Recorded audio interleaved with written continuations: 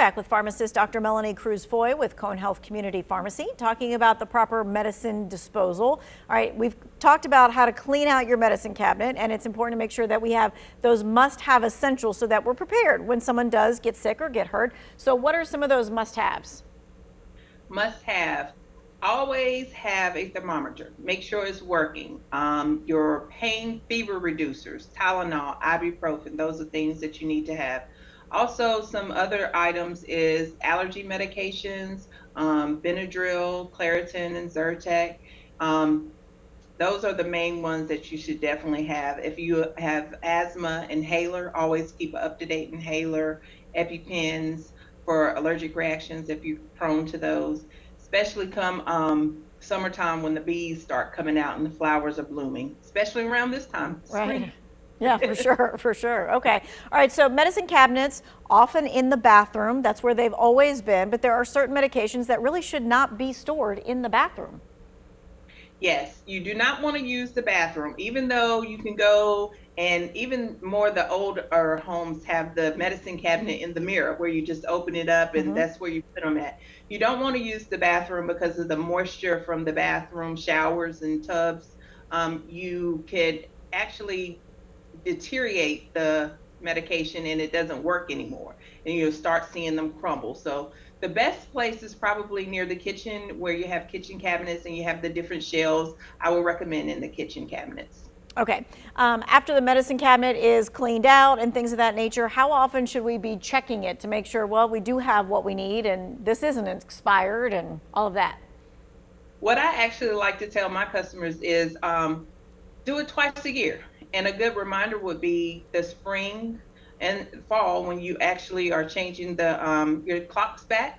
That way, you're doing it every twice a year. Also because of, hey, isn't that when they say change your batteries in your fire alarm twice a year? So hey, just remember, not only change your batteries, take out those medications. Okay, gotcha. All right. So if you take, a Tylenol every now and then, not a big deal. But if you take multiple meds or you're helping someone else manage medications, like for a loved one, what advice do you have in keeping those medications organized?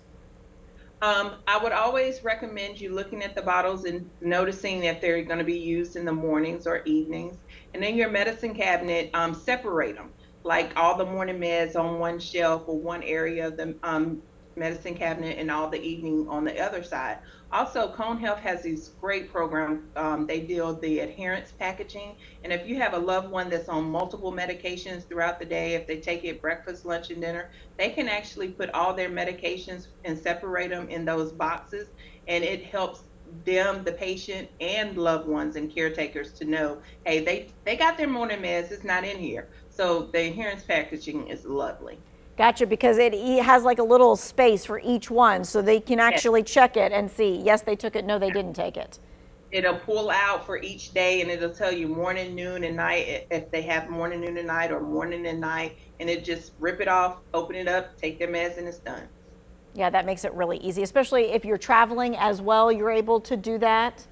Yes, you can take out, you don't have to take the whole box. If you're traveling, you can take how many days out and pack it up in your suitcase and you're good to go. Okay. Let's talk about how important it is to share your complete list of medications with your provider, including your pharmacist. So often they'll say, what are you taking? And you're like, yeah, I put like the first two things because those are what I remember. But then maybe you don't remember about the pill that you take once a week. Absolutely. Because a lot of patients, they have multiple doctors that they go to, so their prescribers are not aware that they may go see an allergy doctor or a heart doctor and stuff like that. They should, but sometimes they don't, or it's a brand new doctor. Always keep a list of your medications on you in your wallet, right beside your credit cards or your money. Always, so if they ask you, hey, what are you taking? You can just pull it out. And not only your prescribed medications, your over-the-counter medications as well. Like if you take a multivitamin or pain medication every so often. That's good to know as a pharmacist and a doctor, because people don't realize that OTC medications can interact with prescribed medications as well, and it can affect your disease states also. So always let them know and have a list as well. No matter what you take, right? Even if it's just like something that's natural, you want to make sure that you are putting that down too. anything you're taking over the counter that you feel like is helping your health, you need to write it down. Okay, Anything. real quick, we got like under a minute. Final thoughts on the importance of cleaning out our medicine cabinets or how to do it safely. Always check them twice a year. Remember, spring, fall, when you're moving your clocks back, check those expiration dates. If you need to put a little sticky note on it to remind yourself, hey, this is expiring then, just go ahead and notice it. Make sure you're aware because it can do harm. Just go ahead and get rid of them and remember to check them. Okay, well, we thank you for your time and your expertise. And if you missed any of this or you need to send it to a family member or a friend, you'll find it in the To Your Wellbeing section of our website. We're going to take a check on the forecast.